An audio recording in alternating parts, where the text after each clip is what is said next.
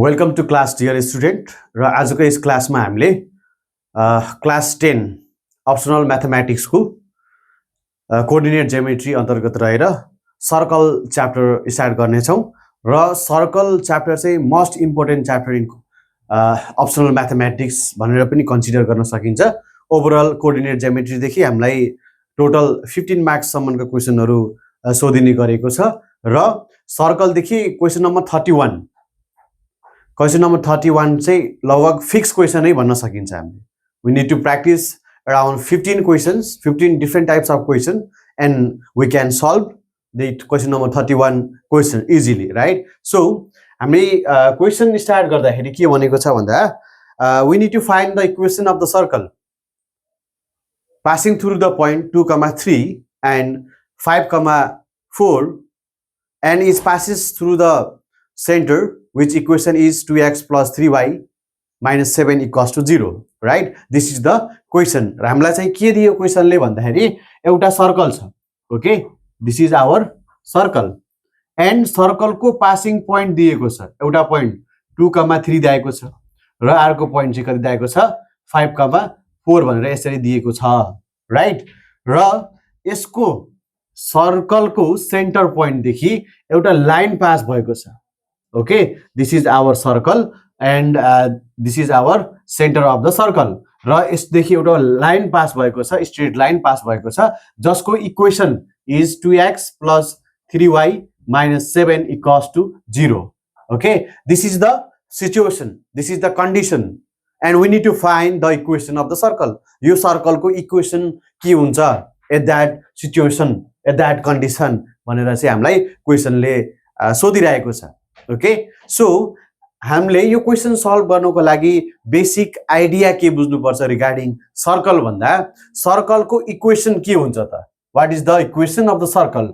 The equation of the circle is given by x minus h whole square plus y minus k whole square equals to r square, okay? This is the equation of the circle. यो चाहिँ general equation of the circle, हामीले यसलाई general equation of circle पनि भन्न सकिन्छ र terms regarding this equation जसरी h, k र यो r, what does this all h, k and r represent? Okay, so generally r is radius of circle, circle को रेडियस। अब के हो त रेडियस भन्दाखेरि रेडियस इज के हुन्छ distance from centre of circle to its circumference, okay? यसलाई चाहिँ हामीले के भनिन्छ r radius भनेर भन्न सकिन्छ, okay? Now another terms that is h and k भनेको के हो त खास भन्दा सर्कलको सेन्टर पोइन्ट का कोअर्डिनेटहरुलाई हामीले के भनिन्छ h, k भनेर भनिन्छ। कुनै पनि सर्कल दिएको छ, सर्कलको सेन्टर हुन्छ, सेन्टर पोइन्ट हुन्छ र त्यो पोइन्टलाई रिप्रेजेन्ट गर्ने, त्यो लोकेसनलाई चाहिँ आइडेन्टिफाई गर्ने अथवा डिफाइन गर्ने कोअर्डिनेट्सहरु नै h, k हो भनेर हामीले बुझ्न सकिन्छ। This is all about the equation of सर्कलको डेफिनेसन, टर्म्सहरुको डेफिनेसन भनेर भन्न सकिन्छ, ओके? सो हामी अब यही आइडियालाई युज गरेर कुनै पनि एउटा सर्कलको पासिङ पोइन्ट दिएको बेला र त्यो सर्कलको सेन्टरबाट कुनै पनि लाइन स्ट्रेट लाइन पास गरिरहेको छ र त्यसको इक्वेसन दिएको छ भने त्यो सर्कलको इक्वेसन के हुन्छ भनेर बुझ्ने कोसिस गरिरहेछौँ, ओके? सो हामीले क्वेसन अब यसरी स्टार्ट गर्न सकिन्छ। Let r be the radius of circle, r भनेको सर्कलको रेडियस हो भनेर, and h, k be the coordinate of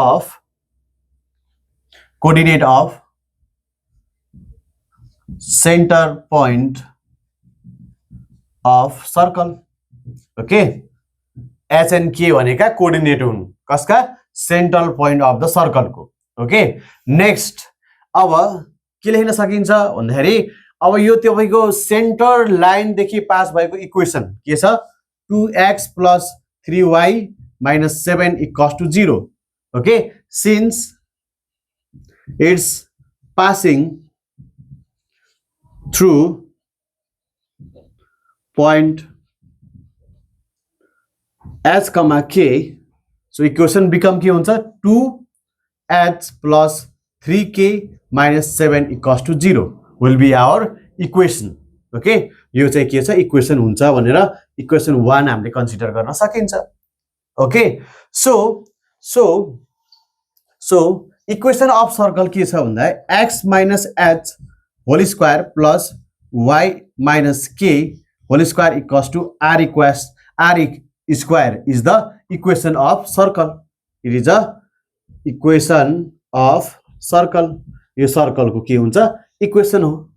र के भनेको छ भन्दाखेरि यो हाम्रो चाहिँ सर्कलको equation x minus h whole square plus y minus k whole square equals to r square हो भनेको छ हैन. र यही इक्वेसन चाहिँ हाम्रो के छ भने दुईटा पोइन्टबाट पास भएको छ भनेर भनेको छ. ओके, सो यसको इक्वेसन के हुने भयो त भन्दा चेन्ज हुन्छ. अब पासिङ पोइन्टहरु के छ एउटा फर्स्ट कन्डिसनमा व्हेन पासिङ पोइन्ट 2, 3 हुँदा यो इक्वेसन के हुने भयो त भन्दा हेर्नुस् है. अब पासिङ पोइन्ट भनेको यो x को भ्यालु, यो चाहिँ y को भ्यालु हुन्छ. So in place of x we can put the value 2 and in place of y we can put the value 3. Okay, x means कति छ 2 छ. 2 minus h whole square plus 3 minus k whole square equals to r square. Okay, this is our first passing point of the given circle, equation of the circle. And second passing point के छ when passing point is 5, 4.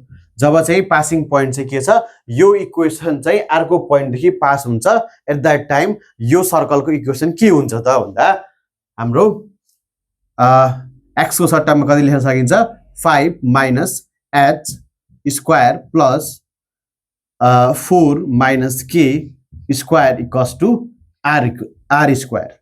Okay, this is the second equation when the circle is passes through the point 5, 4. Okay, र हामीलाई के थाहा छ त भन्दाखेरि हेर्नुस् है, हामीलाई के थाहा छ भन्दाखेरि r is the radius of the circle. Okay, r is the radius of the circle means जब कुनै पनि सर्कलको कुनै पनि equation of circle passes through the point 2, 3 यो चाहिँ इक्वल्स टु r स्क्वायर हुँदो रहेछ. र यसको बेला जब कुनै सर्कल 5, 4 बाट पास हुँदाखेरि कति रहेछ इक्वेसन r स्क्वायर हुँदो रहेछ. मिन्स हामीले के लेख्न सकिन्छ त भन्दा बोथ अफ द कन्डिसनमा चाहिँ यो दुईटा इक्वेसन के हुन्छ इक्वल हुन्छ भनेर भन्न सकिन्छ. So 2 minus h square plus 3 minus k square equals to के छ 5 minus h square plus 4 minus k square भनेर यसरी इक्वल देखाउन सकिन्छ दुईटै इक्वेसनलाई, right. So now further we will need to simplify this given condition by expanding the given टर्म्सलाई चाहिँ एक्सपान्ड गरेर फर्दर हामीले यसलाई चाहिँ सिम्प्लिफाई गर्न सकिन्छ.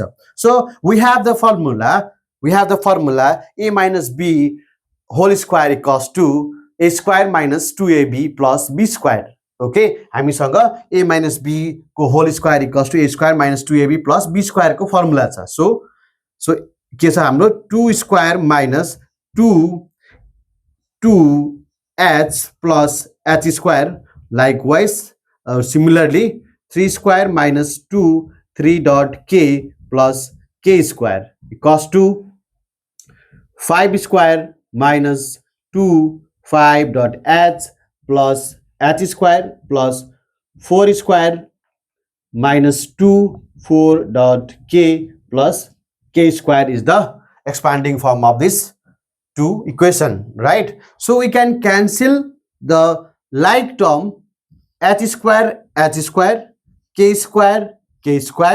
Okay, now we have that is 2 square is 4 minus 4h plus 9 minus 6k equals to 25 minus 10h plus 16 minus 8k. Okay, so if we solve these two terms, finally we get for 13 28 equals to 28 h 6h plus 2k. Okay, finally we get 6h plus 2k equals to 28. Now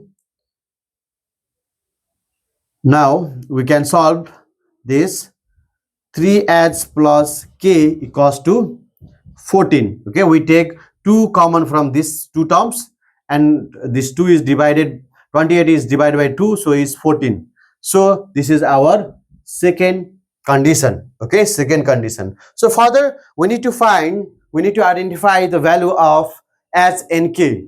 h र k को value identify गर्नको लागि we have two condition. एउटा चाहिँ 2h plus 3k minus 7 equals to 0, and second condition 3h plus k equals to 14. दुईटा equation दिएको बेला र दुईटा अननोन भ्यालु दिएको बेला हामीले चाहिँ सिम्पली दुईटा इक्वेसनलाई सल्भ गरेर we can get the value. Okay, so now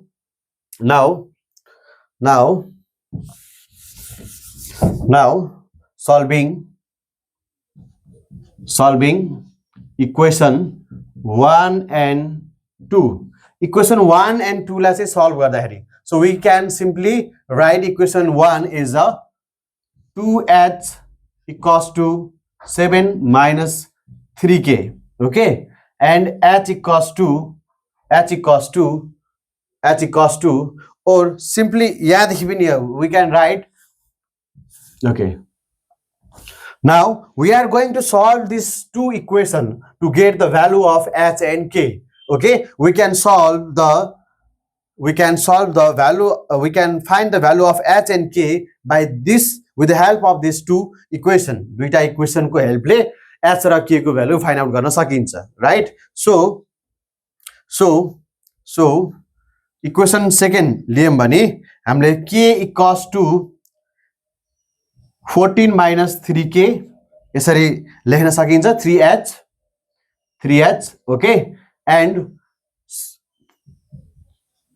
putting